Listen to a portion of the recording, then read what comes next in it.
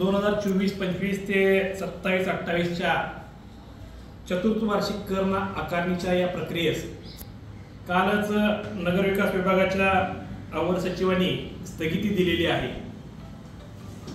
खऱ्या अर्थानं ही स्वागतार्ह आहे, परंतु आमच्या काँग्रेस पक्षाच्या वतीनं जत तालुका काँग्रेस पक्षाच्या वतीनं आमची मागणी आहे की या प्रक्रियेस स्थगिती देण्यापेक्षा ही प्रक्रिया रद्द करावी, जेणेकरून येणाऱ्या भविष्य काळामध्ये अशा पद्धतीचे कर आमच्या जनतेवर लादले जाणार नाही।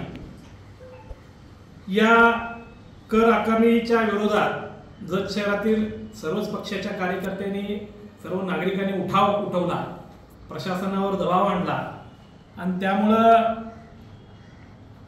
विधान परिषदेतील आमदार असतील, विधानसभेतील आमचे आमदार असतील, आदरणीय विक्रमदादा असतील, सर्वांनीच याच्या संदर्भात म्हणजे शासनाकडे पाठपुरावा केला आणि ही प्रक्रियेला स्थगिती दिली।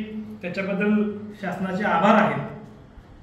माझं तर असं म्हणणं आहे, कदाचित ह्याच्या मागे शंकेचे एक कारण सुद्धा असं आम्हाला वाटतंय की भाजप सरकारनं प्रशासनाला असं हातात धरून अशा पद्धतीचे कर आकारणी करायचे आणि नंतरच आपल्या एखादा आमदाराला पुढं करून ही कर आकारणी थांबवायची किंवा स्थगिती द्यायची।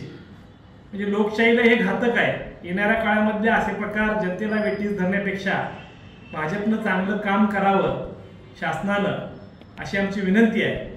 आणि नगरपालिकेच्या निवडणुका लवकरात लवकर घ्यावा, जेणेकरून जनतेचे प्रतिनिधी नगरपालिकेत जातील आणि नगरपालिकेच्या दृष्टीनं जे काही चांगले निर्णय ते निर्णय घेतील।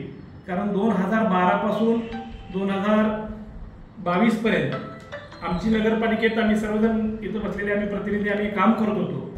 2012 पासून प्रत्येक चतुर्थ वर्षाला अशा पद्धतीची आकारणी होत असते, परंतु ती लोकप्रतिनिधी म्हणून आम्ही ती थांबवत आलो होतो आणि या पुढच्याही काळात येणारे लोकप्रतिनिधी नक्कीच जत शहराच्या दृष्टिकोनातून ही प्रक्रिया थांबवतील हा विश्वास आम्हाला आहे। त्याचबरोबर जसं जत नगर परिषदच म्हणत नाही, सांगली जिल्ह्यामध्ये आता आटपाडीसारखी नगरपंचायत सुद्धा नवीन निर्माण झालेली आहे।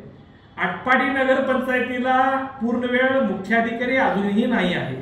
तिकडेही आमदार महोदयांनी लक्ष द्यावं आणि सगळ्याच नगरपंचायती म्हणजे महाराष्ट्रातल्या क वर्ग, ड वर्ग नगरपंचायती असतील, नगरपालिका असतील, याच्या कर आकारणी संदर्भात महाराष्ट्र शासनानं एक चांगलं धोरण आखावं आणि कायमस्वरूपी याच्यावर तोडगा काढावा ही आमची सर्वांची विनंती।